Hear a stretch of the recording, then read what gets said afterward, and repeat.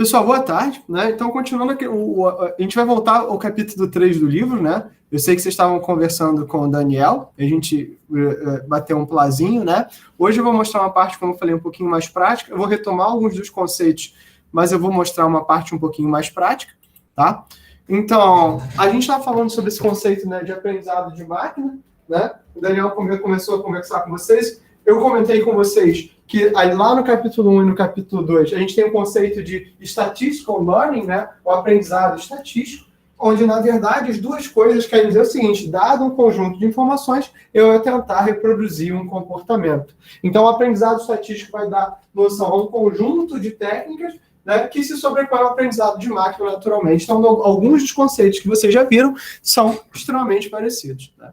Dentro dos conceitos que a gente está discutindo, basicamente a gente vai trabalhar com aprendizado supervisionado e não supervisionado. A minha intenção é chegar até a parte de deep learning. E é uma coisa muito legal, a gente está em conversa com uma empresa de aprendizado de máquina para sensores, né? A gente estava, inclusive, incluindo com essa conversa hoje, pouco antes aqui da aula, para a gente poder, né, seguir com isso. E a ideia é que todo o problema do aprendizado, ele é exatamente o mesmo problema.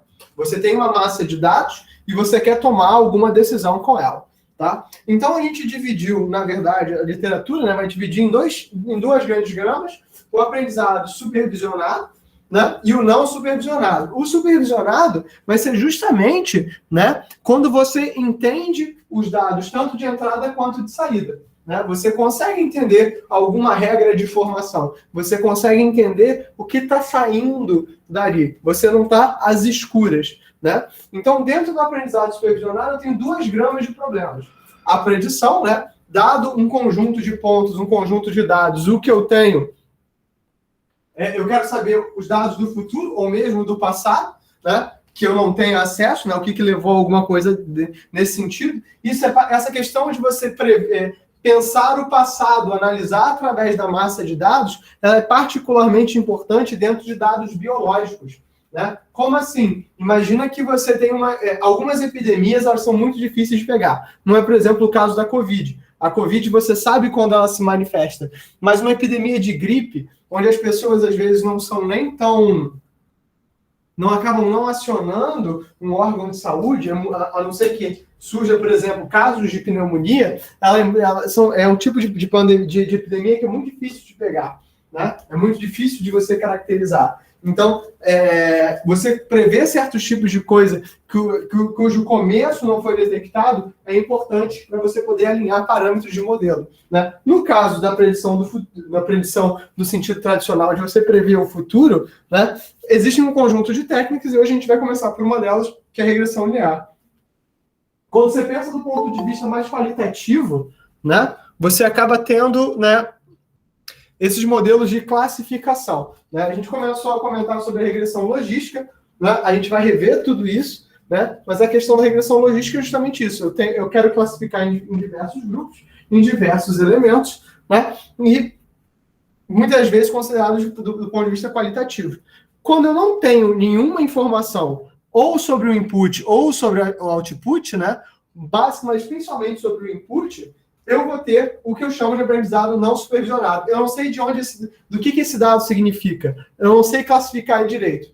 E aí eu vou fazer esses métodos chamados de clusterização. Clusterização é você agrupar dada a semelhança. Tem várias técnicas de clusterização, né? O livro traz algumas, a gente vai comentar sobre elas, como KNN e outras interessantes, né? Mas a grande ideia aqui é que, na verdade, todas essas técnicas, elas tratam exatamente do mesmo problema. O problema é o seguinte: eu tenho dados, eu tenho input e eu quero criar regras sobre eles. Então, se você está fazendo uma regressão, se você está fazendo uma classificação ou uma clusterização, né, regressão ou predição, nesse caso, é essencialmente a mesma questão. Aprendizado por reforço, pode ser considerado uma forma de clusterização.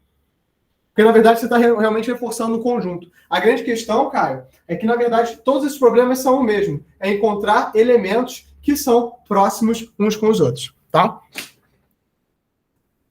E aí, basicamente, né, o que a gente tem, por exemplo, é o caso onde a regressão linear é o exemplo mais mais tranquilo é esse caso aqui. Eu tenho 3 variáveis de interesse, e 3 variáveis de apoio, e eu quero ter aqui uma variável de interesse, né? É claro, né, que eu posso resolver esse problema de N formas diferentes. Então, a escolha do algoritmo correto vai ter um impacto enorme na qualidade da minha solução. Sempre. O meu papel como cientista de dados não é ser uma máquina de código, tá? É ótimo que o cientista de dados saiba codificar. Eu acho, inclusive, essencial. Mas não é o papel fundamental. O papel fundamental do cientista de dados é entender o problema. Tá? Então, por isso que escolher o algoritmo correto, entender o problema, entender os dados antes de você começar com uma metralhadora de códigos é extremamente importante. Né? Então, assim, a gente não... Por mais que, por exemplo, assim, vocês vão ver, né, uma galera na internet dizendo assim, olha, você não precisa entender a matemática, não precisa de um mestrado para você ser cientista de dados, realmente não precisa. Mas você precisa entender pelo menos a ideia do algoritmo para que você possa aplicar, né, o método correto. Então, a gente tem que ter uma noção desse elemento. Então, se eu tenho esses pontos aqui, né, se eu tenho esse conjunto de pontos, se eu tenho esse conjunto de variáveis, eu posso querer, né, descobrir quem são esses elementos, tá? Então, o que vai ser uma... Então, se eu tenho, por exemplo, a área de um apartamento, número de quartos e a localização, como foi aquele dataset de Boston que eu coloquei para vocês, eu posso ter uma ideia do preço, né? Então, o objetivo da análise de regressão é explorar realmente o relacionamento que eu tenho entre 2 ou mais variáveis. Ou seja, a regressão ela pode ser simples, quando eu tenho uma ou 2 variáveis de interesse, ou uma regressão múltipla. Cláudio, por que pode ter uma regressão simples? Porque a regressão, ela vem, né? É um curve fitting. O que é um curve fitting? É você tentar encontrar uma curva que representa bem uma determinada função. Quando eu estou lidando com uma função linear, eu estou fazendo a equação da reta, y igual a x mais b. Tá? Então, por que eu digo uma ou 2 equações? Porque eu posso ter simplesmente uma equação y igual a ax. Eu posso ter simplesmente que dentro de um mesmo bairro, né, ou seja, onde as condições são iguais, né, eu estou simplificando bastante para a gente ter um exemplo bem claro. Digamos assim que todo mundo aqui morasse no Leblon. Isso aqui não é uma aula, é uma novela do Manuel Carlos. Então, na verdade, sim, se eu não tenho nenhum fator diferente, a única coisa, se todos os apartamentos são iguais, se todos os apartamentos não fizeram obra, se não tem nenhum fator diferente, eu posso simplesmente colocar o fator a diferença do preço do aluguel, o preço de compra, baseado, por exemplo, no andar que o cara está. Né? Se os apartamentos têm áreas diferentes, o meu fator da minha variável de interesse pode ser, por exemplo, a minha área, né? Como é aqui o caso do X1. Mas eu posso ter diversos elementos. Quando eu tenho diversos elementos, eu posso ter uma regressão linear múltipla, onde eu vou formar um plano. Eu tenho uma ou mais retas que vão representar o meu problema. Né? A relação nem necessariamente, né? Nesse caso aqui do apartamento, né, vamos supor que a gente queira saber o preço dessa venda, e eu acredito que existe um relacionamento dessas variáveis que você está construindo. E olha que interessante, eu acredito que tem um relacionamento. Então, né, o que a gente acaba construindo, e a gente viu naquele exemplo lá de Boston, se você não viu esse primeiro notebook que a gente trabalhou, e que nesse caso a gente fez uma regressão linear nesse notebook, né? Vai lá no meu canal, dá uma olhada lá na aula, é uma das primeiras aulas da nossa track, eu ainda estou devendo subir as outras aulas do Daniel, mas eu vou colocar lá. A grande relação é entender quais dessas áreas realmente fazem diferença. Por exemplo, assim, pega o caso de você morar em Copacabana. Estar próximo da praia faz diferença, agrega determinado valor. Agora, não adianta você, por exemplo, você está morando em Belo Horizonte, e assim, ser próximo da praia é um fator que faz diferença para você? Não, porque isso não faz nem sentido perguntar lá. Né? Então, existem fatores que vão fazer diferença em determinadas regiões, tem fatores que não vão fazer diferença em outras regiões. Né? Então, entender, né, qual a relação dessas variáveis faz bastante diferença. Então, por exemplo, o número de quartos tem uma relação muito clara com a área, mas não necessariamente é fortemente relacionado com a localização. Pode ser que sim, né? Pode ser que seja uma área mais antiga do bairro, né? E aí você tenha imóveis com tamanho maior. Ou pode ser que seja uma área mais antiga do bairro, né? E aí, naturalmente, esses imóveis são mais velhos, então pode ter uma relação entre a localização e a idade, né? Então, isso é muito interessante de você analisar. Então, é por isso que eu bato na mesma tecla. Entende o dataset primeiro. Entende o problema que você está estudando. Por exemplo, eu estava vendo o caso da Covid, né, essa semana, e alguém me perguntou, Cláudio, olha só, mas a gente está com um problema. Eu falei, qual é o problema que a gente está? A gente está com uma alta taxa de ocupação nos hospitais de UTI com Covid. Eu falei, interessante, né? Esquisito, né? Porque eu estava olhando só para o Estado e o Estado não necessariamente não estava. E aí, assim, o que eu tive que fazer? Eu tive que ligar para os hospitais, né? Eu trabalho com a Secretaria Estadual de Saúde para saber, gente, o que está acontecendo? Né? E os caras me explicaram. Então, a gente tem que ir, às vezes, na fonte para começar a buscar, a trabalhar o problema, entender o que está acontecendo, entender o que gera, né, esse problema. Agora, se você pensa o seguinte, no bairro onde você mora, qual é a localização que é melhor e por que ela é melhor? Por exemplo, eu e minha esposa, a gente estava buscando apartamentos ali próximos do Norte Shopping. Quanto mais próximo do Norte Shopping, mais caro ficava, né? Quanto mais longe do Norte Shopping, menos caro ficava. Isso era uma relação, né, razoável. A gente não queria tanto ficar próximo do Norte Shopping assim, justamente para ficar um pouco mais fora, né, de onde tem, né, agitação, gente indo e vindo, né? Então, para a gente foi um caso melhor. Mas, na verdade, tem que entender o problema.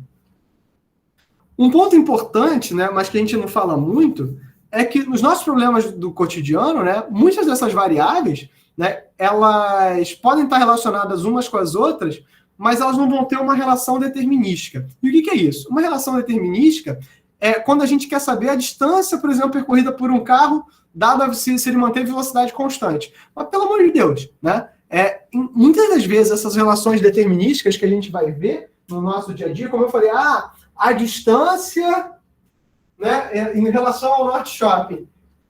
Isso não é uma regra de ouro, né? Então a gente vai, mesmo essas relações chamadas determinísticas, né, que a gente consegue criar alguma regrinha na nossa cabeça, elas não necessariamente elas são, né, bonitinhas assim, muito bem expressas dessa forma, né? Expressas com uma relação matemática simples. Elas vão estar muito mais relacionadas dessa forma assim, né? Eu tenho uma visão geral, mas eu tenho muitos outliers, né, relacionados a esses elementos. Então, eu tenho uma curva, né? Nesse caso, essa curva aqui que eu estou colocando, ela é uma reta, né? Eu tenho pontos que se espalham ao longo de um espaço amostral, ao longo de um espaço, né, de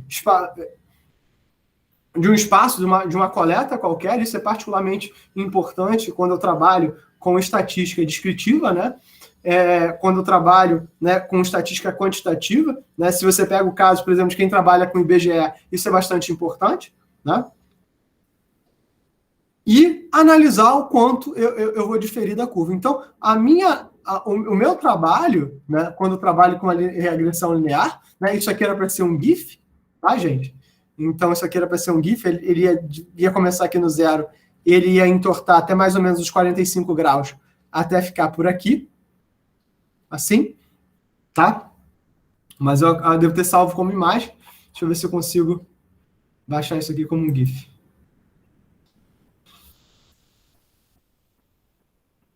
Save. Tá. Depois eu insiro aqui na apresentação final. Então, na verdade, eu quero encontrar um modelo de equação que vai tentar, né, minimizar essa relação aqui, né? Qual é a reta cuja a soma dos erros é a menor possível? E o que são os erros? É essa distância que eu tenho aqui, né? Então, eu vou chamar o meu modelo linear, a minha regressão linear, de um modelo B, né, que vai ter pelo menos uma variável, xi, né, e pode ter quantas quiser, né? Ou seja, montando justamente, não necessariamente uma reta, mas um plano, né, dado que esses caras têm correlação, né, e eu vou ter um erro associado a essa minha reta, que, né, eu vou trabalhar com aqueles mínimos quadrados, né, que é o ponto, né, que eu acho de verdade, menos o que eu calculei no meu modelo. Então, basicamente, o que eu vou fazer aqui é usar aqueles mínimos quadrados que o Daniel conversou com vocês para tentar minimizar esse elemento daqui. E é só isso. E aí, o que eu quero perguntar para vocês é o seguinte: vocês acham que todos os problemas podem ser resolvidos assim? Não, eu acho que não. E vocês acham assim, quantas vezes eu trabalho com ciência de dados? No meu dia a dia, as pessoas jogam problemas para mim e dizem, Cláudio, resolve. Né? Eu trabalho muito focado em problemas do dia a dia da UFRJ. Assim, quantas vezes vocês acham que eu vi gente botando regressão linear como se tudo desse certo?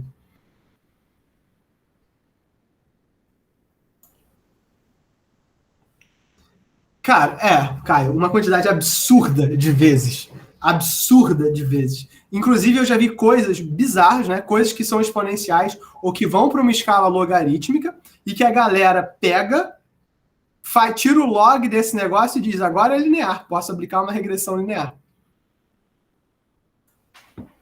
Eu estava pensando sobre isso aí, cara, de fazer uma transformação no dado até ele se transformar em linear. Isso aí funciona? Não, nem um pouquinho. Mentira. Vai funcionar, Miguel, para casos muito curtos. Eu vou mostrar para vocês um exemplo de onde isso funciona, tá?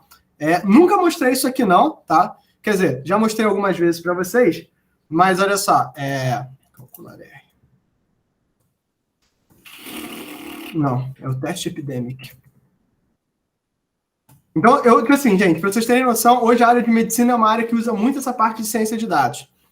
Isso aqui são...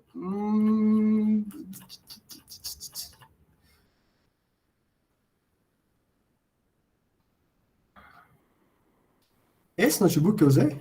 Plot seed.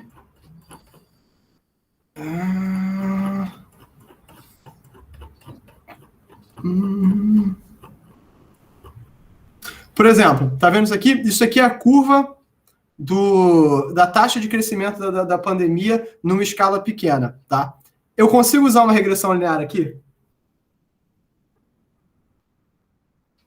Tipo, consigo. Sim. Tipo, consigo.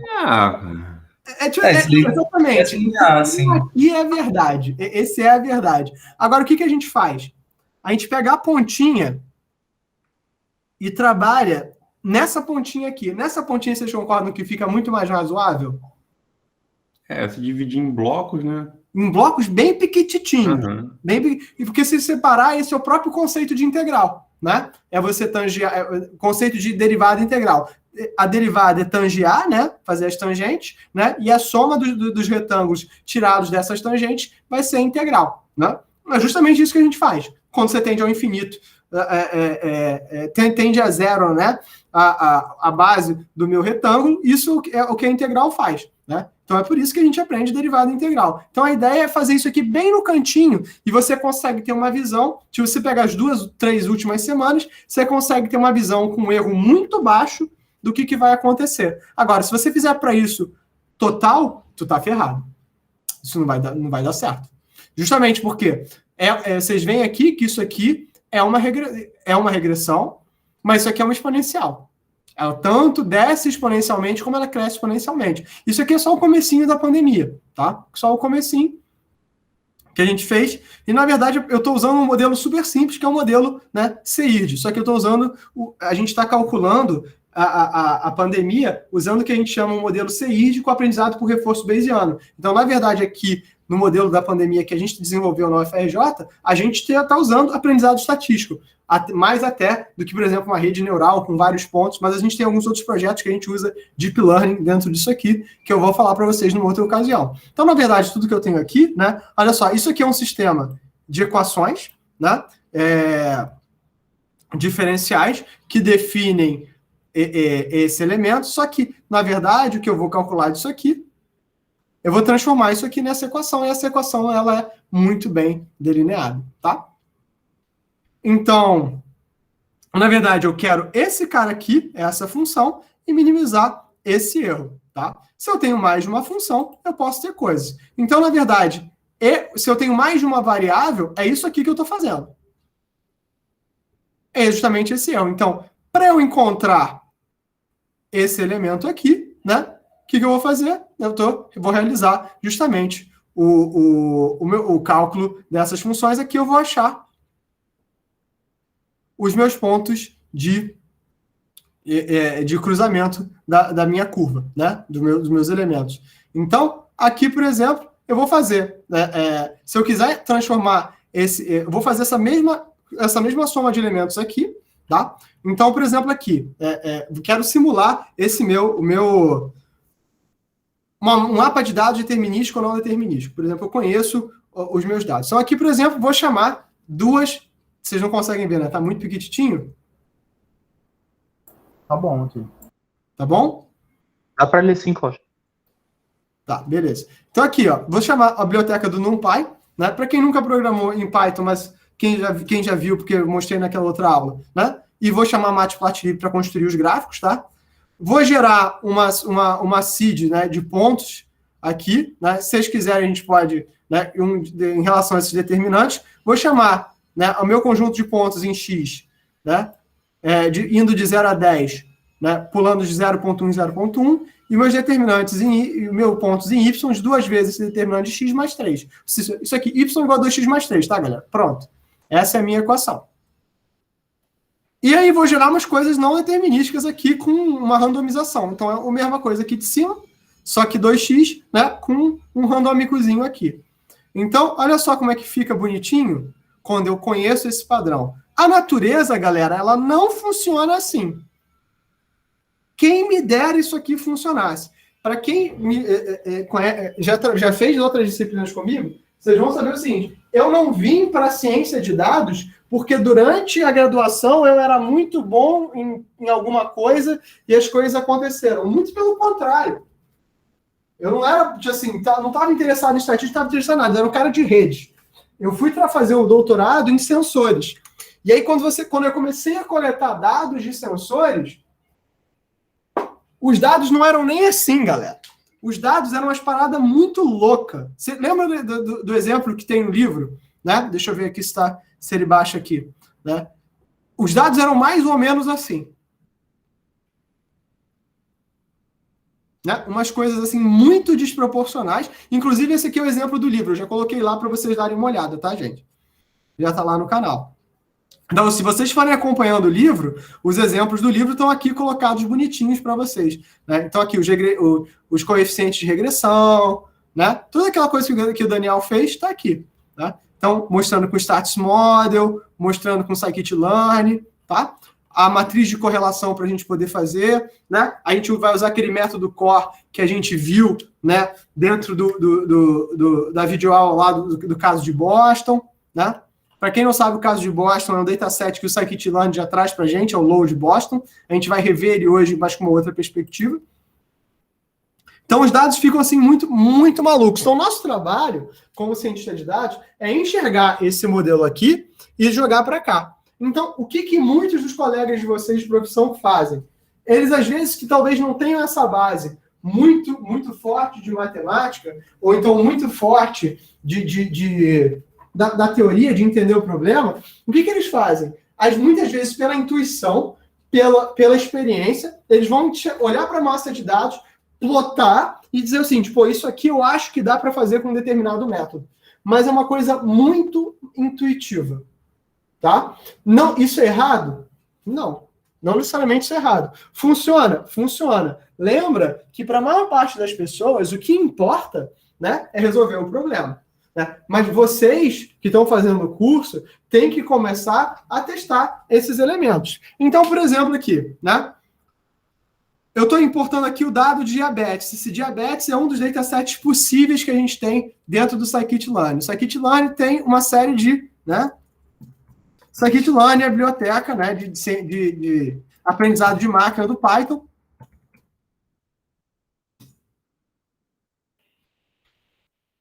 E tem uma série, né, de datasets de brincadeira, né, de datasets para você treinar. Tem esse de Boston, tem o Iris, que é um outro muito legal. Né? Quem quiser, tem um canal no YouTube muito legal, que é só de coisinhas com Python, que é o Data Professor. É um canal muito legal. Ele mostra esse exemplo aqui do íris, de coisa de planta, né? Tem esse diabetes, tem de dígitos para você trabalhar a visão computacional. Tem sobre vinho, tem do câncer, e esse Line Rude aqui é de exercício, se eu não me engano. Mas eu não tenho certeza. É, de exercício. Então, esses são datasets que pode chamar. Aqui eu vou chamar esse dataset do diabetes. Existe um método, que é o método da regressão linear, e um método para eu calcular o erro mínimo quadrático. Então, a nossa ideia é chegar, né, fazer um método que vai minimizar esse erro aqui. Achar a reta que minimiza esse erro aqui. Eu poderia ser qualquer reta. Pensa esse caso aqui. Posso fazer uma reta assim, mas eu posso fazer essa reta verde. A vermelha representa mal, a verde representa muito bem. Ou melhorzinho. Mesmo assim, não é bem o bastante. Então, na verdade, o que é o aprendizado aqui? A gente, a priori, pega os dados, mas a gente não sabe quais são os coeficientes que formam a curva. Então, o que a gente vai fazer é o seguinte, né? É tentar criar elementos que vão formar esse meu coeficiente. Né? Por isso que eu vou querer aprender. Eu quero aprender quais são os coeficientes que fazem essa curva ou esse plano. É só isso que a gente vai fazer, né? O Python faz isso pra gente. Então, né? É bem simples produzir isso aqui. Para eu criar um modelo, eu vou simplesmente chamar Linear Regression. E aí, para fazer o fit do modelo, o que eu vou fazer? Eu vou criar, né, esse elemento aqui, né, o que é o método fit, ou seja, eu vou tentar achar os coeficientes da minha reta através da minha base de dados, né? E aí, eu vou tentar achar o slope, ou seja, a variável, né, que vai me dar a curvatura, e o intercept, que é o ponto em relação a zero, né? Ou seja, se eu tenho aqui a minha reta, eu quero saber onde é que esse cara cruza aqui o eixo do x e qual é a angulação dessa minha reta. E como vocês mesmos falaram, né, isso não é bom bastante. Né? Então, né, eu posso simplesmente chamar esses elementos aqui, porque... Seria o eixo de y? Onde cruza no eixo de y? Não, sim. Não, por quê? Quando eu li, eu fiquei com a impressão que o intercept cruzava o eixo de y. Não, é o y de quando você cruza x. Porque o y é variável de interesse. Tá bom. Porque, assim, imagina que você tem a função aquela que eu falei. Y igual a 2x mais 3. Se x igual a 0, y igual a 3. Isso. Entendeu? Assim, é esse cara aqui. Quando eu tenho esse elemento, eu quero saber esse cara aqui. É o B, né? O intercept é o meu B. Esse cara que eu quero descobrir. Eu não tenho essa noção. E o que é muito importante, né? É o seguinte, né? Que a gente tem que entender, né? E esse é o problema central que eu acho que vocês têm que estar na cabecinha de vocês, é o seguinte. Qualquer coisa eu posso usar uma regressão linear. Vocês concordam?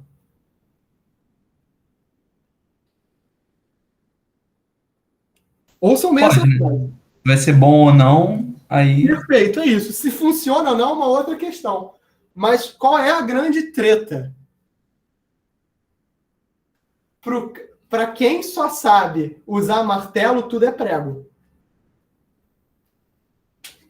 Isso é um problema, né? Muitas das vezes, e assim, eu vou dizer para vocês o seguinte, olha, 70% das vezes dá para você usar essa regressão linear em algum ponto muito específico. Mas num ponto, mas assim, não para tudo. Eu mostrei para vocês esse caso aqui, né, do teste epidemic, para mostrar o seguinte, olha, na pontinha dá para fazer. E aí, o que aconteceu? A gente teve uma demanda da prefeitura, do estado, eu já não lembro mais, e falou assim, Cláudio, beleza, os nossos dados estão 2 semanas defasadas. A gente só consegue regularizar os dados que vêm dos hospitais com 2 semanas de atraso. Cara, porque é muita coisa, tem que jogar no sistema, precisa de gente. Então, como é que vocês conseguem predizer para a gente, né, o que vai acontecer em 2 semanas? Eu não consigo te dizer o que acontece em 2 semanas. No caso da Covid, eu consigo. Porque 2 semanas é o período de incubação. Então, o que a gente faz aqui no final? Aqui no final daquela curvinha, eu planejo para 2 semanas E eu consigo dizer isso aqui. Não está tá normalizado? Está normalizado.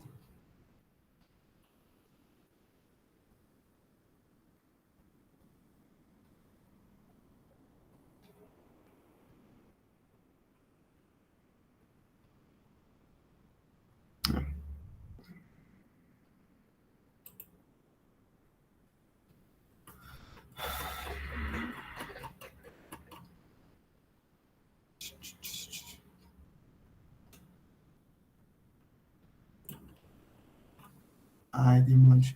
E aqui eu consigo normalizar para 2 semanas. Aquele espaço de 2 semanas, que é justamente o que eu não tenho muita alteração, porque vai ter um período de incubação, a regressão linear me resolve. Então eu consigo ver aqui que estava caindo de 1.0. E olha só como é que em 3 semanas eu consigo ver, claro, 1.08, 1.10 e 1.09, né?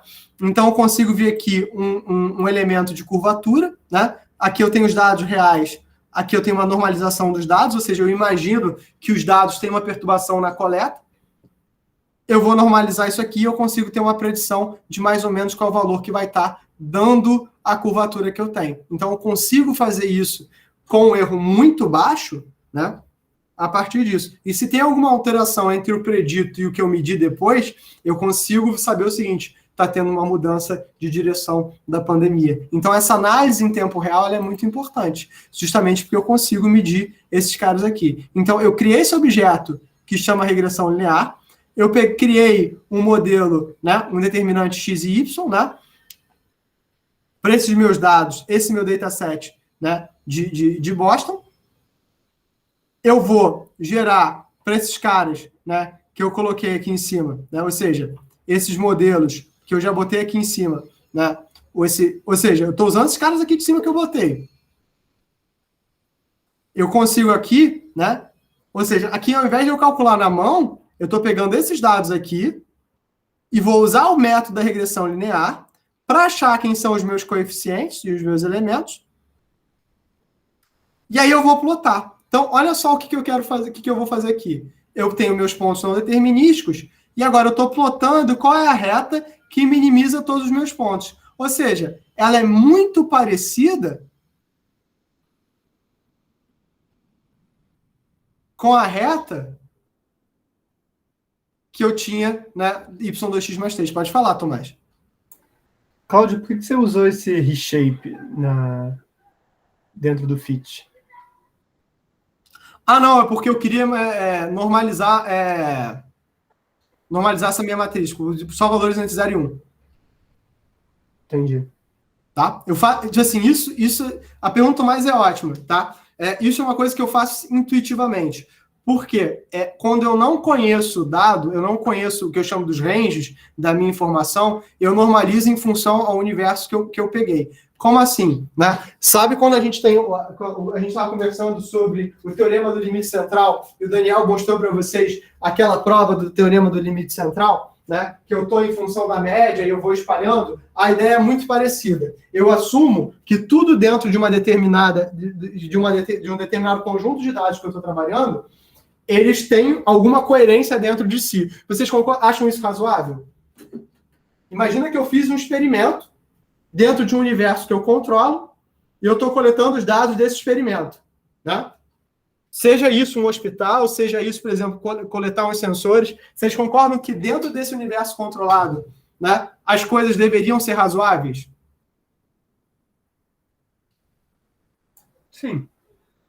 Estou controlando, né? Não estou deixando que nada absurdo aconteça, né? E aí é um truque, né? Para vocês poderem entender um problema, né, de verdade, vocês têm que entender o caso em que tudo está feliz.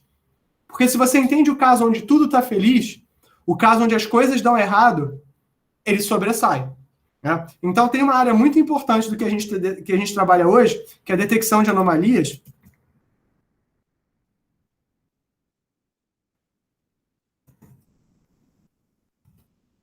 Ela vem do seguinte: o que é uma detecção de anomalias? É o caso onde eu vou analisar esses elementos aqui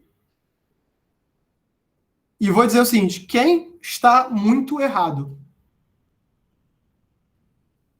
É quando eu venho aqui, né, nessa equação, nesse cara daqui, e se eu desenho uma reta aqui, que vai pegar esse meu elemento mais ou menos nessa linha aqui que eu estou desenhando, esse cara aqui pode ser uma anomalia. E o que é interessante das anomalias, né? As anomalias são uma ótima forma que você tem de resumir informação. Por quê? Porque uma vez que eu descobri essa regra de formação, eu posso simplesmente passar a regra de informação para gerar um dado qualquer e só mandar as anomalias como erro. Então, isso é uma ótima forma de, ao invés de eu enviar um dataset completo, eu poder gerar um dataset e botar quase todos os dados reais. Então, essa é uma forma muito legal de você comprimir informação, né? E é o que a gente faz. Nesse caso aqui, a anomalia seriam esses elementos aqui que tem, né, o maior conjunto, né, tem o maior erro possível, né? Então, é isso que a gente está querendo buscar, né? Quem são esses elementos aqui, tá? Então, criar essa regressão, ela é muito tranquila, né? Na verdade, eu chamo esse cara aqui, eu digo quem é o meu X e eu digo quem é o meu Y. É só isso. E aí, ele vai dar para mim tanto o slope quanto o intercept. Botei slope e intercept, gente, porque é como está no livro, porque o livro está em inglês, né? Se a gente vier aqui no livro, não, esse aqui é outro livro, né? A gente vai estar usando aquele problema, né, da TV, do rádio, do jornal, do newspaper, né? E aí, o que o livro faz? Ele fala sobre as correlações, que é justamente essa questão do seguinte: será que essas variáveis que eu estou utilizando, elas têm relação entre si? Né? Então, né, ou seja, a minha variável de alvo, meu Y, são as vendas. Então, eu estou querendo aqui buscar se tem relação entre a TV, o rádio e o jornal. Né? Então, a TV com a TV tem uma grande relação, a TV com o rádio tem uma relação razoável, a TV com o jornal tem uma relação razoável. Mas vocês vão ver que, por exemplo, que as vendas têm uma relação muito grande com a TV e com o rádio, mas não tanto com o jornal. Então, é essa, por exemplo, e para que serve eu saber esse tipo de coisa? Porque, por exemplo, né, a gente comentou sobre problemas de grandes volumes de dados. Né? Então, por exemplo, se você é um cientista de dados, se depara com uma série de variáveis que você não conhece, né, você pode buscar esses métodos de correlação para descobrir o seguinte: ok, beleza, eu não vou me preocupar, então, por exemplo, com os dados tanto do jornal. Eu vou buscar a TV e o rádio. E se você é um cara que está investindo, por exemplo, em marketing, a partir do momento que você sabe que a tua venda ela não está tão relacionada com a publicidade em jornal, o que você vai fazer? Você não vai apoiar o jornal, tá? Então, essa é uma das formas que a gente tem de analisar. E olha só o que o Candango faz. Ele simplesmente esquece o jornal, né? E por que a gente está fazendo isso aqui? Né? Porque isso aqui, é que nem a gente falou, isso aqui é uma regressão linear múltipla. Múltipla por quê? Porque a minha venda não é dependente só da TV. A minha venda vai ser dependente da TV e do rádio. São duas retas aqui que eu vou estar utilizando. Né? Se eu tivesse usando 3 retas, o que eu formaria? Um plano? Um bloco, né? Tipo assim, uma figura geométrica 3D. Ou seja, a gente está chamando de regressão linear só porque são retas que formam, mas ela pode ser multidimensional, ter tantas dimensões quanto você quiser. Bom, na verdade, quanto mais retas você tem, em geral você consegue trocar. E aí um truque que é muito sujo, e eu já vi gente muito séria fazendo isso, é usando o seguinte: usar regressões lineares múltiplas, justamente quando você tem muitos dados e eles são muito complexos de você analisar, mas o erro é muito baixo entre eles. Na verdade, o desvio padrão entre eles é muito baixo, o cara faz um plano e tenta pegar todos os dados. Isso funciona bem, né, para quando você tem pouco poder de processamento. Então, vocês vão ver vários métodos de edge compute, né, de desenvolvimento em edge, que vão usar esse tipo de truque sujo. Mas é errado, tá, gente? Vocês não deveriam fazer isso. Mas eu já fiz. Mas não deveriam, tá? Porque justamente assim, o erro é tão baixo que é uma aproximação boa, mas do ponto de vista da teoria, não funciona. Então, pode falar. Onde a gente consegue? Você vai disponibilizar esse notebook aí pra gente? Já está com vocês. Já botei esse aqui, que é do livro, já está lá no Classroom. Esse aqui que eu fiz, tá? Eu acabei de botar aqui em cima no chat. Esse aí eu já peguei já. Esse aqui tá lá, já tá com vocês desde semana passada. Não, desde a aula anterior. Mas eu mando aqui para vocês. Isso aqui é do próprio material do livro. Aqui, não, ó. Se tiver lá, tá de boa. Aqui. Então, assim, esse aqui é o mapa dessa regressão linear múltipla. Olha só. Aqui e tem uma reta que representa a relação com a TV e uma reta que representa a relação com o rádio. e olha os pontos aqui cobertos. E ele faz justamente esse roubo aqui. É que ele diz que isso aqui é razoável. Não é, porque provavelmente isso aqui não se comporta dessa forma. Mas, assim, é uma boa aproximação. Então, nota o seguinte, né, vários dos problemas, né, da natureza, né, de todos os problemas físicos que eu enfrentei, eu nunca vi um problema que de verdade fosse uma reta. Mas tem vários problemas que, num horizonte curto, uma reta representa bem. Pelo mesmo problema que a gente tem, aquela interpretação geométrica do Newton, né? Que você tem, que você quanto mais próximo, mais curtinho for o seu intervalo, melhor isso pode ser tangenciável. É justamente o mesmo pensamento, né? E dá para você, né, implantar isso de forma bem legal dentro da sua vida. E se isso não tiver... Só que isso aqui, né? Vocês podem, por exemplo, assim, né? Normalmente, a gente cai no caso de um underfit, quando a gente tem a regressão linear. Uma outra técnica que a gente usa é quebrar, e aí foi como o Miguel falou, acho que foi o Miguel, não sei se foi o Miguel, se foi o Tomás, ou se foi Pedro, não sei quem falou. Eu posso quebrar isso em pedaços. Tá vendo esse underfit aqui? Ah, esse preditor é ruim? Ele é ruim se eu usar esse cara para todos esses caras aqui. Mas se eu sei que aqui começa a ter um erro muito grande, eu posso fazer uma reta até um determinado ponto e uma outra reta até aqui. E essa também é uma forma de eu fazer o que a gente chama de preditor composto, né? Eu, na verdade, quebro o meu problema em problemas que a minha regressão linear consegue fazer, né? Isso também funciona. Não é legal, mas funciona. Você quebra o seu espaço de discurso em 2. E aí que vem o seguinte... Isso é muito do sentimento. Você só consegue saber até onde você consegue quebrar se você conhecer bem a sua informação, né? Mas, claro que existem outras funções que fazem isso melhor. Por exemplo, a gente vai ver, né, funções de outras funções de regressão que fazem isso, né, de forma mais legal. Uma delas é a regressão do laço, né, que ela vai pegar o erro, mas ela tem um elemento de regularização. Né? O que é isso? Né? Ela vai verificar o quanto o teu dado vai variar, né? O erro, né? Esse erro não necessariamente ele é um erro totalmente linear, e uma regressão, né, chamada de ridge, né? Que na verdade o teu erro é uma função, né? Uma segunda função linear do teu espaço. E tem o que é o mais roubado de todos, né? Que é o que a gente chama de elastic net. Eu não vou falar nem sobre read, nem sobre laço hoje, eu não vou mostrar isso, eu devo mostrar para vocês na semana que vem, justamente porque a partir disso a gente vai cair no que a gente chama de regressão logística, né? E que é o seguinte, né? Você conseguir trabalhar com esses modelos. Mas olha que interessante, como é que fica aqui, né? Uma regressão linear, aqui com os pontos, e as outras regressões, elas tentam, né, compensar esses erros de alguma forma. Né? Então, nunca vai ficar perfeito, porque os problemas não são lineares na sua maior parte das vezes. Mas eu consigo compensar sem tentar, o máximo possível, em pequenos espaços, compensar esses erros. E, gente, no final do dia, é útil. Porque, olha só, eu vou mostrar para vocês uma outra coisa. Né? Esse exemplo aqui é muito legal de vocês mostrarem, mas isso aqui vocês conseguem acompanhar o livro para ver. Mas olha só que eu fiz para vocês, eu não sei se vocês já ouviram falar dessa biblioteca, que é o Streamlit. Quem aqui já ouviu falar do Streamlit? O Streamlit, ele é uma biblioteca muito legal, né? O que o Streamlit faz? Ele gera para vocês uma web ferramentas sem você precisar saber JavaScript, CSS, essas coisas que o Cláudio até sabe, mas acha chato às vezes, né? Eu gosto muito dos dados. O Streamlit, ele é muito direto, permite que só com código Python vocês já consigam subir coisas. Então eu peguei aquele problema que a gente tinha, né? Isso aqui é tudo feito com Python, tá? Do dataset de Boston, chamei a biblioteca do Streamlit, né? Chamei a NumPy, Pandas, Seaborn, todas as coisas que a gente fez.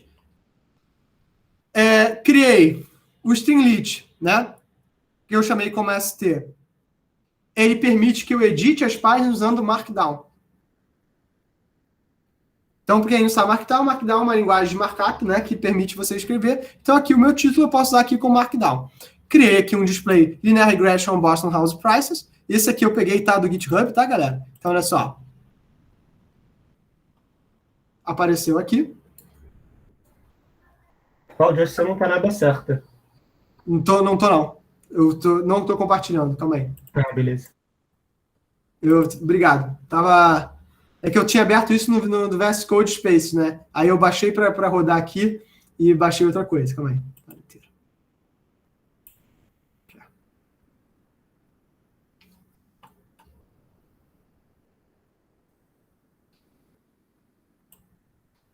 Então aqui, import string, dá para ver? Sim, agora tá certinho. Tá. Então eu importei aqui o stringlit, importei aqui no NumPy, Pandas, Matplotlib, Seaborn e o scikit-learn, tá? Aqui fez o load de Boston, daquele dataset. Criei o title da página, ele cria isso aqui em Markdown. Chamei o dataset de Boston, criei um data frame para ele, busquei os features names, vi os prices, né?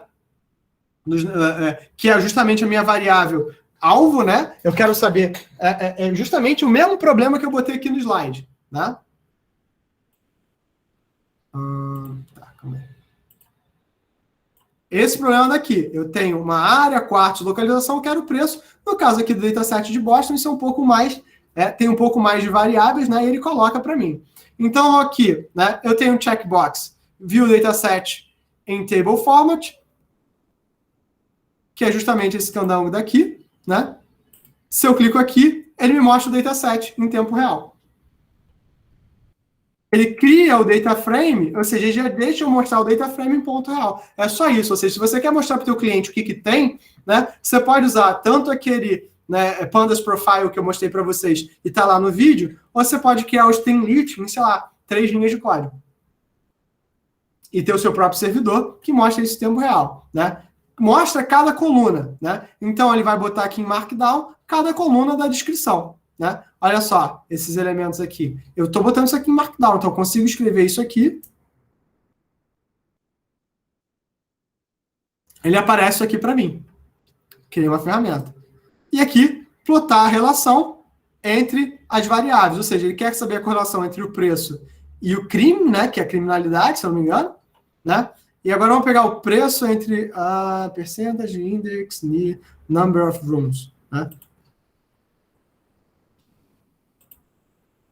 Olha só como é que o number of rooms já aparece uma regressão linear mais bonitinha, né?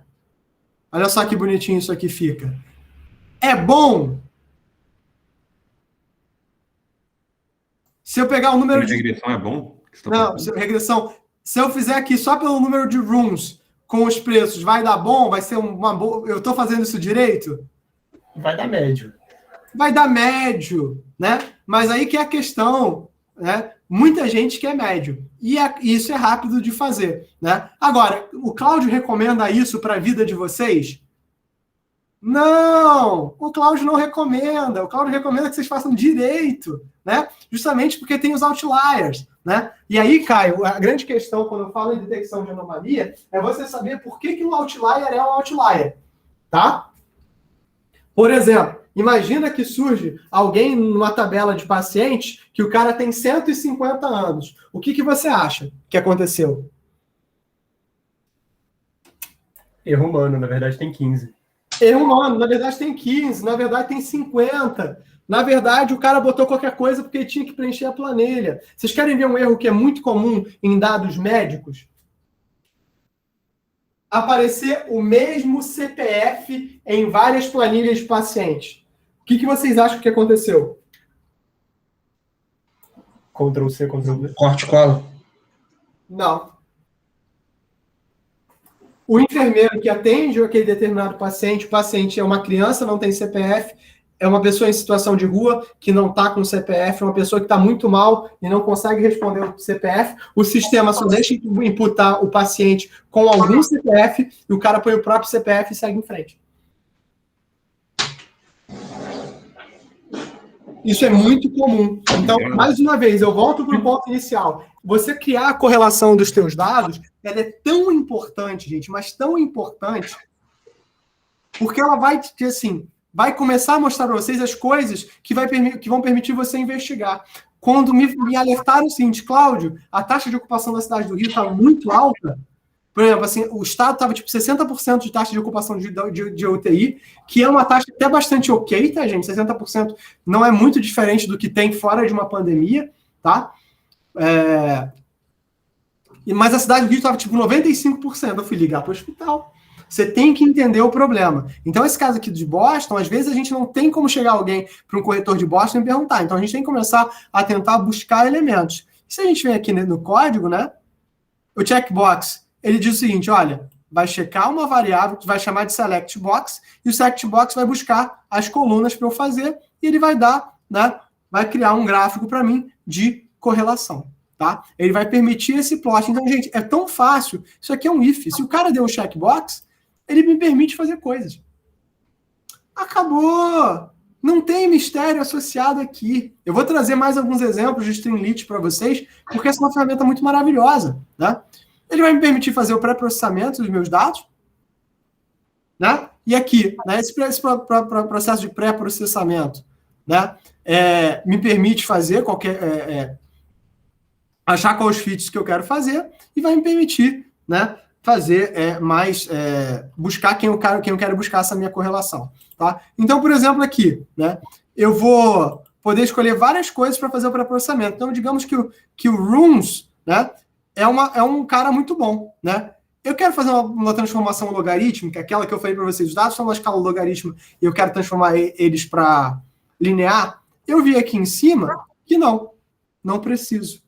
Né? E aí, nota o seguinte, ao entender a informação, eu posso fazer isso. E aí, respondendo a pergunta do Miguel lá no começo, dá para fazer? Dá. Numa escala pequena, consigo fazer uma aproximação? Consigo. É bom sempre? Nada é bom sempre.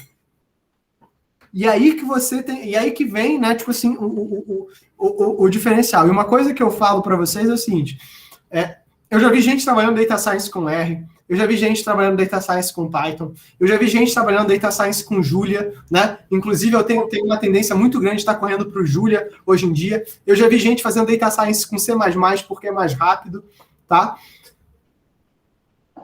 Então, tanto faz. Não importa o que você vai utilizar. Entende essa informação que está chegando, né? Se eu pegar aqui as áreas industriais, vocês acham que dá para tirar alguma coisa sobre as áreas industriais? Sobre onde tem indústria? Para relacionar a percentagem de non-retail land area by town, ou seja, área realmente onde tem, né, áreas para não aluguel, por exemplo, fábrica, esse tipo de coisa? Cara, não dá. Só olhando aqui, eu não consigo. Se vocês conseguem, beleza. Né? O que é interessante? Eu saber quem que eu estou querendo analisar. Olha só, quando eu pego simplesmente...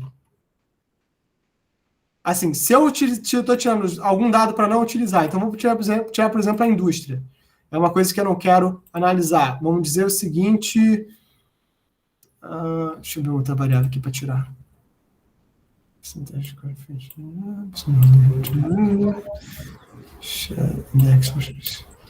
Também tem isso. Essa variável é muito interessante, que essa é uma variável qualitativa, né? Se é perto do rio ou se é longe do rio, né? Por incrível que pareça, quanto mais perto do rio, na maior parte das cidades, parece que é uma coisa que as pessoas gostam. Tipo assim, é tipo perto do mar aqui no Rio de Janeiro. Né? Se está perto de um rio, a galera acha, eu não consigo nem entender, dá mofo, é uma bosta, se a droga do rio enche, é um saco, né? Mas as pessoas gostam disso. E essa é uma variável que ela é qualitativa e que a gente transforma ela numa variável quantitativa, né? Vou tirar aqui o nitrogênio no solo, NOx. E eu consigo ir treinando os meus elementos. Né? Então, eu consigo variar esses meus dados aqui, né? E como é que eu vou fazendo isso aqui? Eu vou simplesmente colocando esses elementos como dentro do meu scatterplot. É o mesmo problema, né? Eu vou fazer as coisas também usando a regressão linear, botando um X e um Y que vem dos meus planos de dados, né? Do meu dataset, né? Para criar o meu dataset de treino e de teste, né? Eu vou ter essa função, que é o train test split, ela vem do scikit-learn, né? Então, muitas vezes, para você criar a reta, né, que vai dar o seu modelo, o que você tem são pontos, né? Então, esses pontos, você vai chutar. O que é esse modelo da regressão linear? Eu chuto uma reta e vejo o erro. Chuto uma outra reta e vejo o erro de novo. Chuto uma terceira reta até que eu tenha um erro baixo, né? Um erro que eu chamo de aceitável. Tá? E que eu vou fazer isso? Eu vou dividir um conjunto de treino e de teste, onde o meu conjunto de treino ele tem que tentar ser aleatoriezado. Para quê? Para que eu não caia no que a gente chama de viés estatístico. O que é o viés? Eu pegar dados, por exemplo, assim, imagina se eu pegasse o aluguel e criasse um classificador do aluguel da cidade do Rio de Janeiro e considerasse simplesmente os aluguéis do Leblon. Isso seria razoável? Sim, não, talvez. Não. Seria nem um pouco razoável. Agora, né, se eu pego, por exemplo, faço a mesma coisa com os aluguéis de Santa Cruz, isso também seria... Não seria, né? Então, um exemplo que é muito interessante é perguntar o seguinte: qual é a porcentagem de torcedores do Fluminense entre a população do Rio de Janeiro? Se você for em Laranjeiras, você tem um problema, né? Se você for, por exemplo, no centro do Rio, ou talvez você tenha uma relação um pouco mais razoável, mas mesmo assim eu não tenho nenhuma garantia. Então a gente faz esse processo de treino, né, divide em conjuntos de treino e de teste, para eu poder validar o meu modelo. E a partir do meu treino e do meu teste, eu vou usar esse método que é de predição. Uma vez que eu já tenho esses coeficientes, não tanto o intercept quanto a angulação, se eu dou um novo ponto, um novo conjunto de pontos, eu consigo prever o quê? Qual vai ser o meu próximo elemento. E é justamente isso que eu faço. Eu dou lá no caso da Covid, eu dou um conjunto de pontos eu dou um conjunto de pontos para os meus... no meu caso da Covid, eu considero o número de casos, eu considero o tempo de incubação, eu considero, porque eu estou usando aprendizado por reforço, o R da semana anterior, tá? Então, eu uso todas essas coisas para predizer, num intervalo muito curtinho de uma semana, qual vai ser o R da semana seguinte. É claro que que isso tem uma correlação, né? Eu já testei com alguns outros métodos e o erro é muito baixo, então a diferença fica na casa de 0,02, né? Então, tá ok para mim, tá? Mas a partir dessas variáveis, do A e do B, né? Do AX mais B e do A e do B, se eu dou um ponto... se eu dou a minha variável x, eu consigo predizer qual seria o valor do imóvel. Então, essa é uma forma interessante. Esse problema tem muitas variáveis, né? Então, ele vai cair nesse caso... Não, aqui não.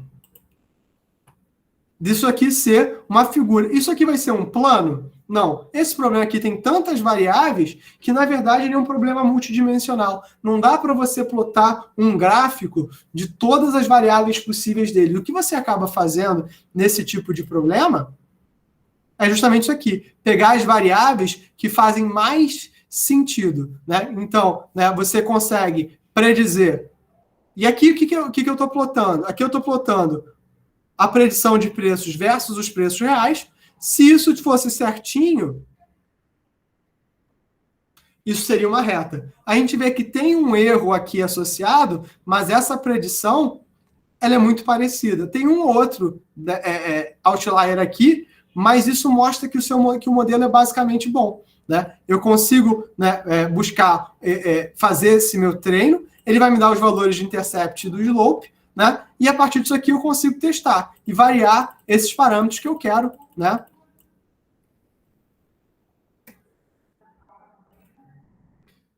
E analisar esses caras aqui. Vocês vão ver assim, que quanto mais, até um determinado valor, isso é um modelo bem linear, quando chega aqui, né, nos preços muito altos, isso vai ser muito difícil de prever. Nesse caso aqui, particular de Boston, tá? Então, isso aqui tudo, né? Não tem nenhum mistério associado, né? Isso aqui tudo é bem conhecido, né? Então, se eu quiser realizar o meu método da regressão linear, eu vou vir aqui, né?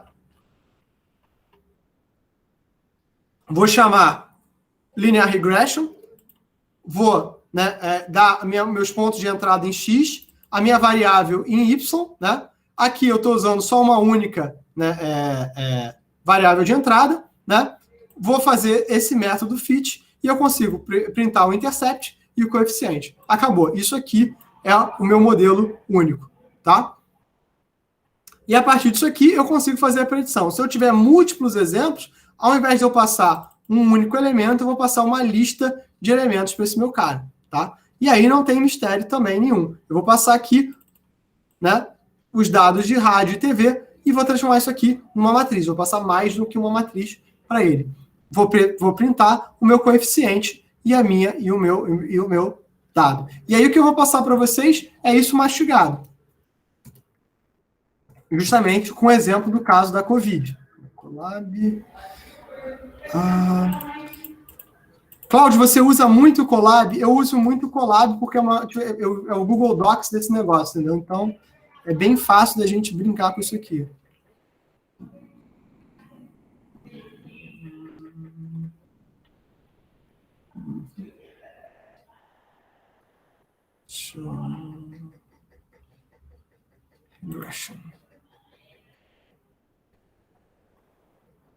Não, isso aqui é outro do curso.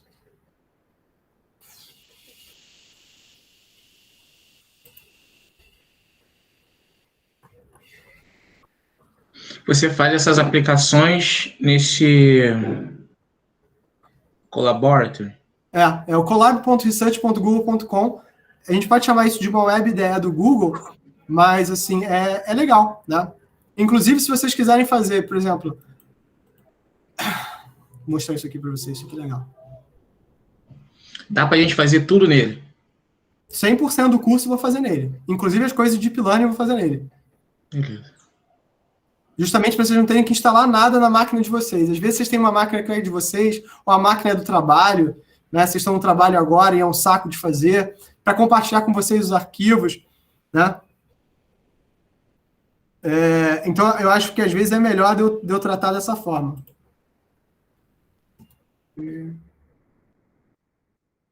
Pronto, isso aqui. Então, por exemplo, aqui, né? Peguei aqui o dados, eu botei aqui, isso aqui são os dados da semana, isso aqui é um fator R qualquer, criei um array de dados e transformei isso aqui numa matrizinha, tá? Se vocês quiserem aqui, ó, printei o X e printei o Y para vocês verem. Então, meus dados, né, da minha matriz estão aqui, X e o Y, né? Queria prever o 13, né? O que teria na minha semana 13, dado esses dados aqui que eu encontrei. Então, vi aqui qual era o predito, né? Qual era o slope e qual era o meu ponto de intercepção. No caso que é interessante nesse ponto de intercepção aqui, quer dizer quem seria no momento que o dado, quando a pandemia começou, tá? E olha só como é que fica aquela curva. E aquele exemplo que eu mostrei para vocês, ele é bem interessante, porque olha aqui aquele formatinho original com aquela curva, e olha só como é que ele fica ruim, aqui, principalmente aqui no começo. Então, eu poderia ter feito um aqui no começo e outro aqui, esse elemento. Isso aqui eu também vou passar para vocês, né?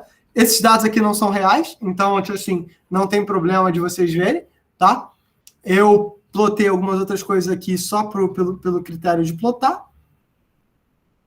Mas isso aqui eu vou passar para vocês. Isso aqui é uma outra questão, que isso aqui é o PySpark. O que é o PySpark, né? Quando eu lido com grandes volumes de dados, né, muitas das vezes, quando a gente trabalha com bibliotecas de aprendizado de máquina, elas funcionam com um único processador. Então, tem um ambiente para processamento paralelo, que é chamado Apache Spark, né? E o PySpark é a implementação desse Apache Spark, né, para o Python, né? Você pode instalar ele, e aqui eu estou passando passo a passo para vocês instalarem as dependências do Apache Spark dentro do Colab, tá? Não é difícil. Vocês têm que botar algumas variáveis de ambiente, né, e baixar essa versão do Apache Spark.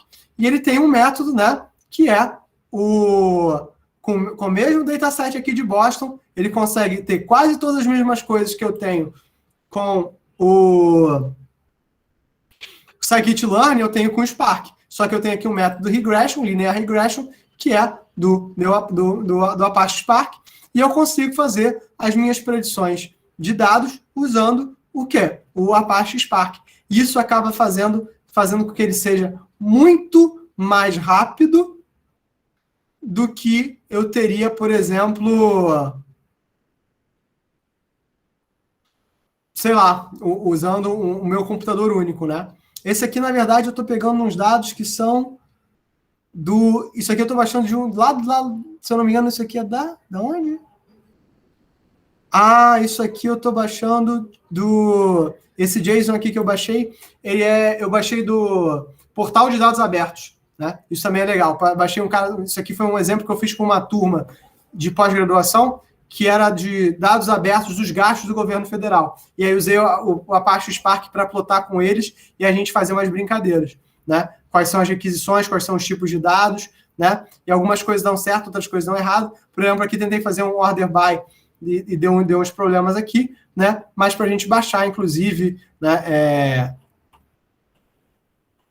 É interessante de vocês poderem usar o Apache Spark, porque dá para vocês fazerem, né, esses dados em paralelo, então é bem bacana de vocês trabalharem, né? Inclusive tem assim, mostra que quanto mais núcleos vocês utilizarem, melhor fica a sua predição, né? Então isso é muito legal e é muito interessante de vocês entenderem esse problema, porque quando a gente falar sobre redes neurais, a gente vai ver que uma rede com um único neurônio, ela é muito parecida com uma regressão linear, né? Então, tipo assim, né, quanto menos neurônios você tiver na tua rede neural, mais próximo vai ser o resultado da tua regressão linear. Então, o que eu quero que vocês comecem a fazer hoje? Né? Que vocês vão pegar esses datasets aqui, né? Então, por exemplo, esse elemento aqui da predição, eu vou passar para vocês. Vocês têm aquele dataset que eu passei para vocês, né, de Boston. Vou passar esse modelo do RL, só que ao invés de vocês pegarem agora os dados de Boston, eu quero que vocês trabalhem isso com os dados, por exemplo, do Iris, né?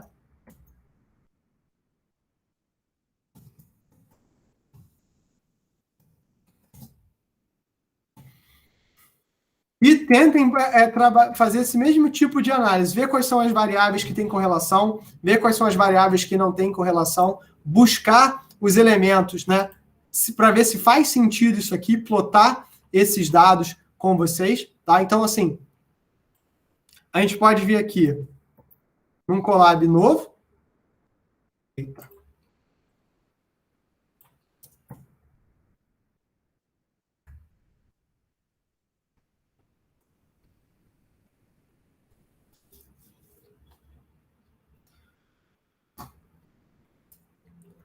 Pegar aqui.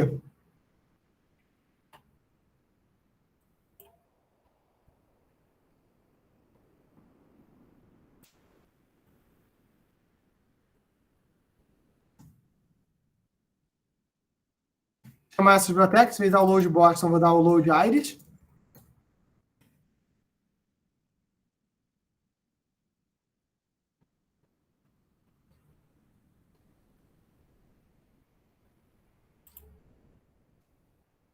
Chamei o Pandas? Tá.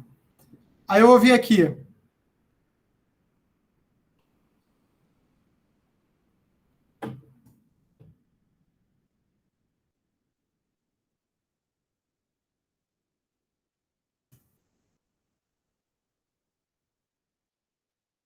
Criei o load Iris.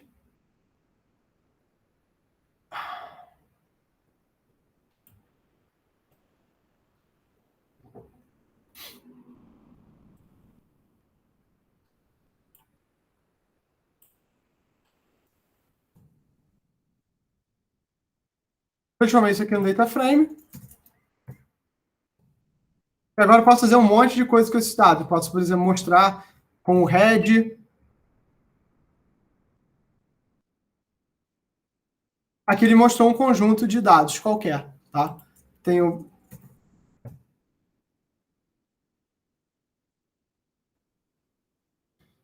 Número 10. Não, não é. F ponto...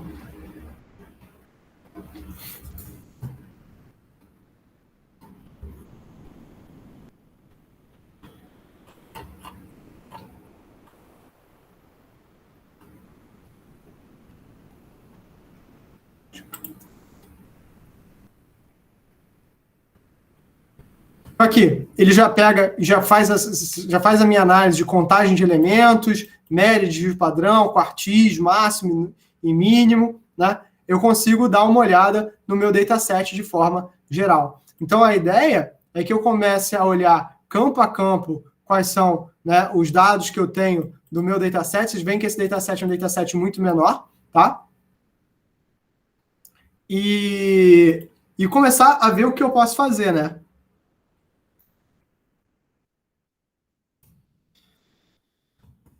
fazer, sei lá, tipo, o...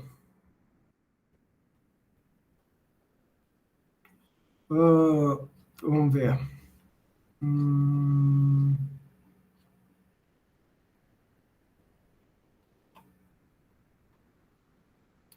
Vamos ver.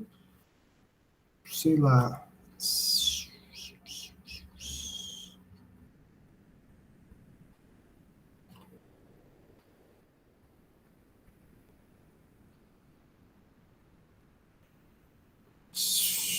Def ponto feature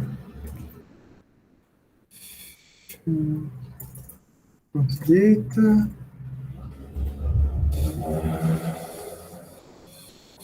Não é o def, é o dataset. Feature names, tá. Tá, então olha só, os nomes das minhas colunas são o cpal-length, o cpal-width, vocês que é o caule, né, se eu não me engano, o petal-length e o petal-width, tá? O tamanho da petal, isso aqui é um dataset de dados, então tem esses, né, eu quero saber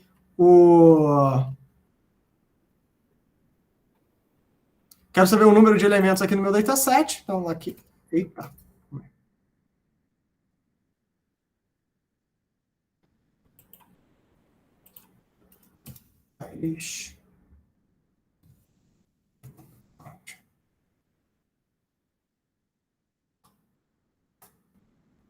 Não é Iris que eu botei. Botei o quê?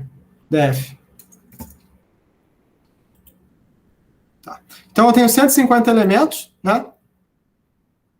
De cada um desses caras aqui, né? Então vocês já viram a média desses caras, já tirei a mediana, já mostrei aqui essa soma de elementos aqui. O describe é muito legal porque ele já me dá todas as coisas, já me dá todos esses elementos, estatística descritiva dos dados que eu quero gerar, tá? Então, agora se eu pego, sei lá, o que eu posso fazer aqui, né? Agora eu posso tentar buscar realmente fazer, né, buscar esses elementos, saber o seguinte, se eu criar um novo conjunto, alguma nova variável alvo, né, que eu queira descobrir aqui, eu quero saber, sei lá, o petal length de acordo com as características, né, do petal width e do tamanho do caule, para ver se tem alguma correlação, né? Eu posso vir aqui, df.or,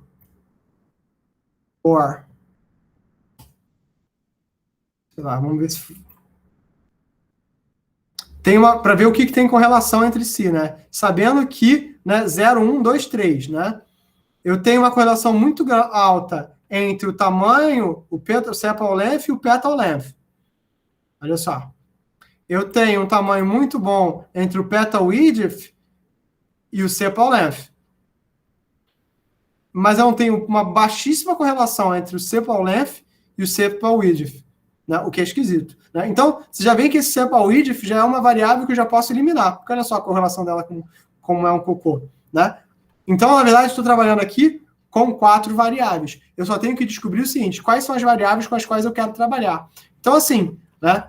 E 95% dos datasets que vocês vão trabalhar, eles vão ser simplesmente esses elementos aqui que eu vou estar, né, buscando. Então, eu vou fazer o seguinte, eu vou compartilhar isso aqui que eu acabei de fazer com vocês.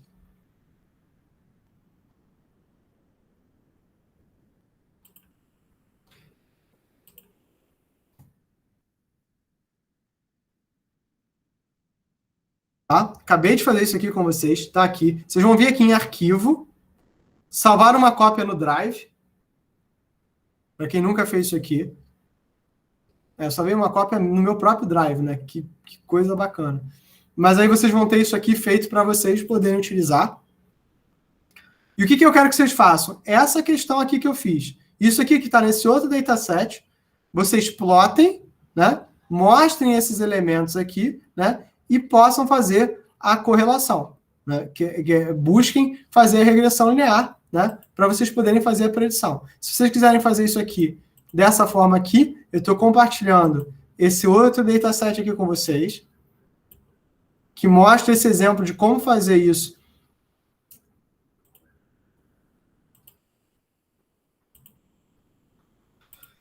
Bem facinho. E tem também, como eu falei para vocês... Não, esse aqui não. Cadê o cara? Esse aqui, que é o Jupyter Notebook, né, do livro, né, que também tem esses exemplos prontos para vocês trabalharem. Mas vocês vão notar o seguinte, nada disso é fora do normal. Tudo isso aqui é esse cálculo realmente de você buscar esse elemento. Na aula que vem, eu vou falar para vocês bastante da regressão laço e reach. Ela tem no livro, tá? Então a gente ainda vai trabalhar um pouquinho mais sobre ela, né? Mas toda essa questão dos mínimos quadrados que o Daniel mostrou para vocês, que é justamente essa distância média quadrática que tem para esses elementos, eles são factíveis, e eu quero que vocês, né, completem esse exercício que eu passei agora para vocês, tá? Vou dar para vocês uns 20 minutos. Enquanto isso, eu queria sugerir para vocês algumas leituras, são leituras que eu acho muito legais, que é um livro que eu gosto bastante, esse Probabilistic Machine Learning, né? Eu vou passar para vocês. Ele é um livro muito bom para quem quiser trabalhar com aprendizado de máquina, tá? E um livro que saiu recente, que é o Data Mining Book, que também é um livro muito legal, né? E ele tem o que eu acho recursos muito bons, como vídeos, né, do curso num canal do YouTube, incluindo, todos os métodos, fundações de análise de dados, métodos frequentistas, clusterização, classificação, modelos de regressão, tudo isso aqui tem esse material, esses recursos para vocês darem uma olhada também dentro do YouTube, tá? E tem que, assim, vocês conseguem ler o livro online. Então, nenhum desses livros que eu estou passando para vocês, vocês precisam comprar. Todos eles estão muito bem bonitinhos lá, espalhados lá no YouTube, tá? Então, e os recursos são online, vocês conseguem ler, né? E o livro é muito bom, o livro é muito novo. Vocês vierem aqui na parte de regressão, né? Ele é feito simplesmente, é um PDF, né, como vocês podem ver, mas ele é feito justamente para vocês poderem fazer várias coisas da aula. Eu, em geral, tiro desse livro, então vale muito a pena. Ou seja, tem as provas matemáticas para quem quiser fazer, essa parte não é justamente o que eu estou fazendo com vocês, mas tem uns exemplos bem legais, né, numéricos, para vocês trabalharem e mostra essas questões, né, de onde os dados vêm. É um livro muito legal, eu achei muito gostoso de ler. E tem aquelas provas de equações que a gente tinha conversado e mostra, né, essa questão dos erros e a questão da planaridade dos seus dados, né? E é bem legal que eles têm esses exemplos numéricos, tem mais alguns exemplos interessantes, né, que é o que a gente precisa fazer ao longo do curso. Então, né, não tem mistério, é só isso, né? Tipo assim, tudo que eu estou fazendo é buscando minimizar esse erro, os métodos fazem isso para você, tá? Você pode implementar isso para você tentar entender. E o que eu recomendo se você quiser ser realmente um cientista de dados que entende o método, né? Tenta implementar você manualmente o método em Python e compara com da biblioteca. Isso vai ser um exercício muito bom para você trabalhar. Trabalha com... tipo assim, a gente fez o dataset de Boston, pega esses outros datasets aqui, né? De íris, de diabetes, dos dígitos, né? E dá uma olhada neles para ver o que vocês têm, né? Então, é bem legal vocês poderem trabalhar com esse tipo de coisa. Em cada um desses datasets aqui, eles são bons para um tipo de técnica que a gente vai trabalhar. Por exemplo, esse do íris, ele é um bom dataset para regressão logística, porque ele é um dataset bom de classificação, tá? Já o dataset de Boston, ele é bom para regressão linear, né? Então, esses caras aqui do scikit-learn, eles são feitos de forma proposital, né? O do breast cancer é muito bom para trabalhar clusterização, né? São os elementos, né? Essas bibliotecas que eu estou passando para vocês, isso aqui eu passo... Não, eu vou buscar uma mais bonitinha. Vou buscar uma mais bonitinha para vocês. Calma aí, arquivo, notebook, big data...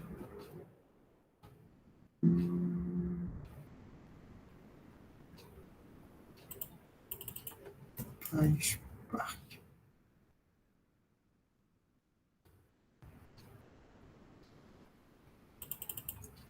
Aula MBC.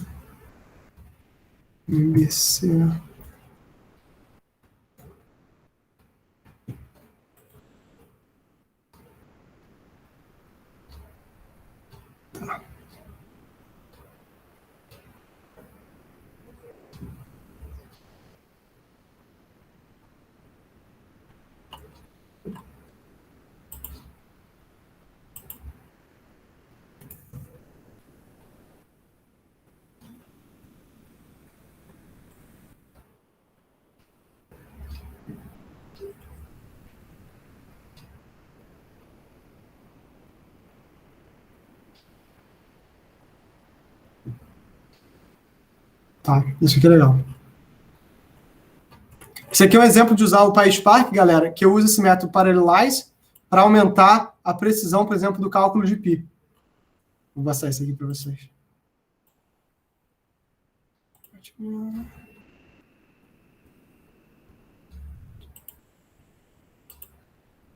Eu usei o PySpark bastante, tá? Ele não é difícil de você implantar num servidor local. A gente usou isso uma vez para trabalhar com dados astronômicos, tá? E aí fez bastante diferença trabalhar com Spark nesse tipo de caso, né? Normalmente, para os problemas que vocês têm locais, não faz tanta diferença não, tá? Porque se vocês forem ver aqui nos recursos que o...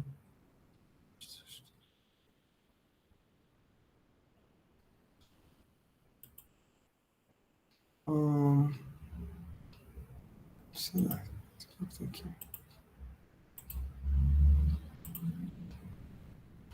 Tá. Nos recursos que vocês têm aqui disponibilizados pelo Google, vocês têm tipo assim, uma máquina com 12 GB de RAM para vocês utilizarem dentro do Colab, né? Então, assim, não é nada assim fora do... Por exemplo, se você não tem um computador, sei lá, com 20 GB, 16 GB de RAM, não faz tanta diferença se você usar sua máquina local ou o Colab mesmo. Agora, né, eu tenho um amigo que tem uma máquina com um notebook com 64 GB de RAM. Ele comprou um notebook da Starlab, eu acho. Linux.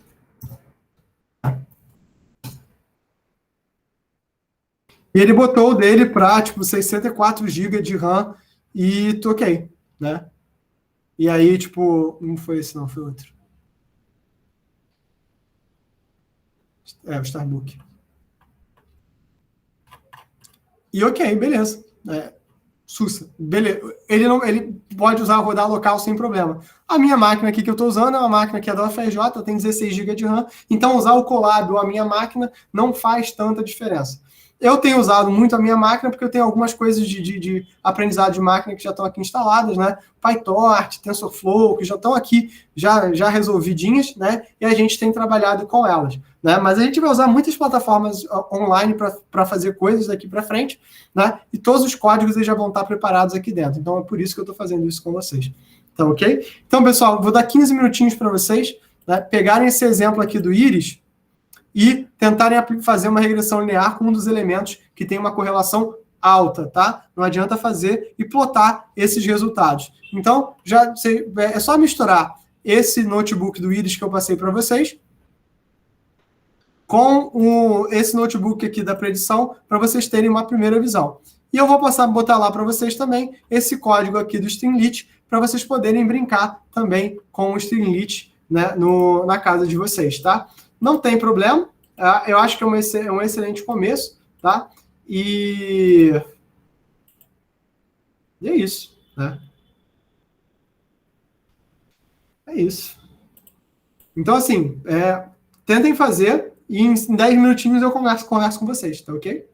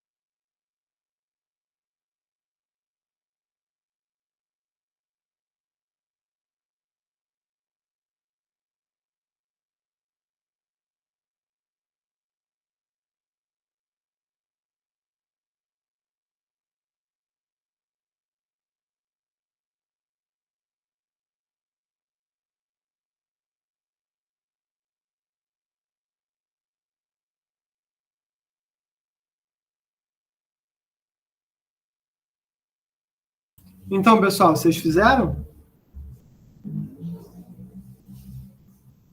Ou tá em processo? Lembrando aqui, falta só plotar. Perfeito, Eu perfeito. tô fazendo aqui também.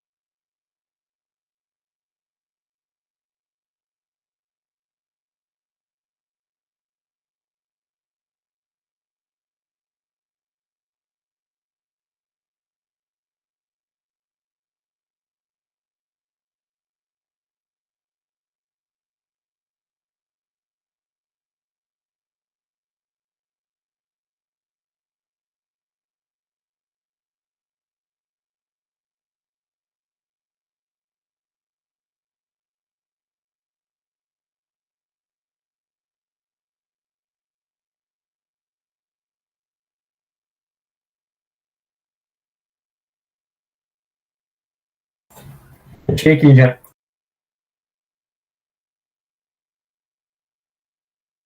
Que foi? Calma, que foi? Que foi? Como é que eu terminei aqui já? Terminou? Quer mostrar a tua solução? Pode ser, só um momentinho. Tá? Deixa eu aqui tirar aqui. Pode compartilhar a tela.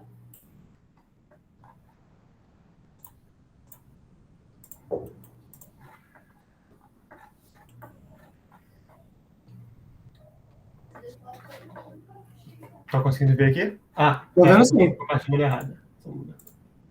Ok, eu tô vendo uma tela, mas assim.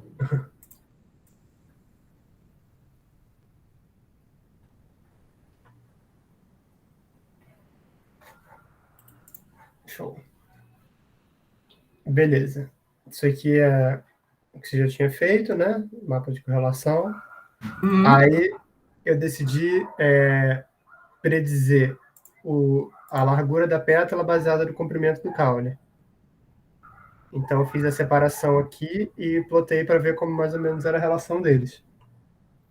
Perfeito. Aí eu usei o Train Test Split para fazer a separação dos dados, né, em treinamento e teste.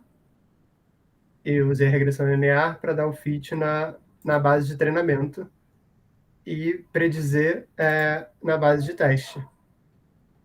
Aí deu isso aqui, no caso, né, com esse coeficiente, e esse valor de intercept. E aí eu fiz o plotzinho da linha mais ou menos como ela é. Claro que não é não tá bom. Tem muitos outliers. Mas não vai ficar perfeito, tá? Mas tá bom. Tem muitos outliers aqui em relação a essas duas features. Mas rendeu esse resultado aí. Não, bacana, mas é justamente isso. Agora, assim, é justamente o que eu falei. Porque esse é um dataset que a gente vai utilizar muito para classificar. A gente vai. Para classificar, tipo assim, entre espécies de planta. E vocês vão ver o seguinte: dá para fazer com regressão linear? Dá, vai dar alguns erros. Mas a gente vai fazer isso muito com uma regressão logística, que vai ser o assunto da próxima aula. Quem fez? Bruno, você acabou completando? Quer mostrar? Mas muito bom, Tomás, ficou muito legal. Então, valeu.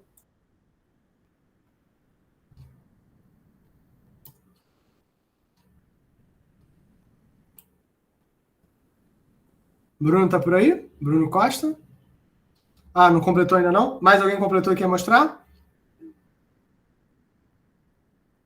Vamos fazer o seguinte, então. Olha só. São de ser 4,50. A gente para por agora. Façam isso. Mandem para mim. Eu vou colocar isso lá no Classroom para vocês fazerem. Tá? E aí, depois, na aula que vem, eu vou mostrar duas soluções. Uma que tem no...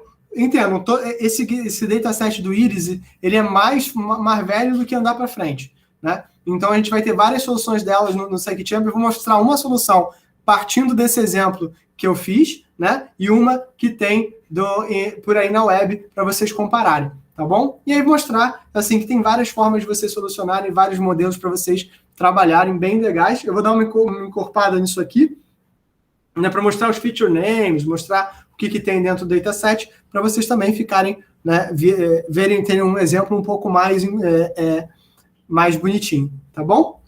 Então, pessoal, espero que vocês hoje tenham tido tenha sido mais aprazível para vocês, tenha sido mais prático, né? Então, eu vou fazer sempre assim. Na terça-feira, eu vou deixar o Daniel, né, tipo assim, mostrar para vocês realmente toda essa parte, né, a fundamentação matemática, e na quinta-feira eu vou dar um overview de 5 minutos dessa fundamentação, do que eu prefiro, e vou passar direto para o código com vocês, tá ok? Hoje foi um código mais tranquilinho, e eu vou trazer umas coisas mais encorpadas daqui para frente, mostrar as outras coisas. O objetivo é que a gente tenha, que eu dei para vocês um canivete suíço de métodos para vocês trabalharem, tendo essa base matemática, para quando a gente chegar na parte de Deep Learning, a gente ter bastante coisa bem intensa para a gente trabalhar, tá ok?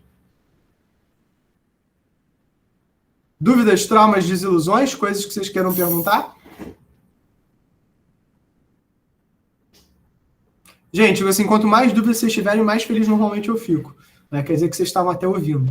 Então, assim, se vocês quiserem perguntar alguma coisa, sugerir alguma coisa, se vocês quiserem que seja mais devagar, que seja mais rápido, falem comigo, tá ok? Tá tranquilo? Foi tranquilo? Não, se quiser mais rápido, quiser mais devagar, quiser menos exemplos, quiser mais exemplos, só me avisa. Eu ainda estou tentando ajustar em relação ao que a gente está fazendo.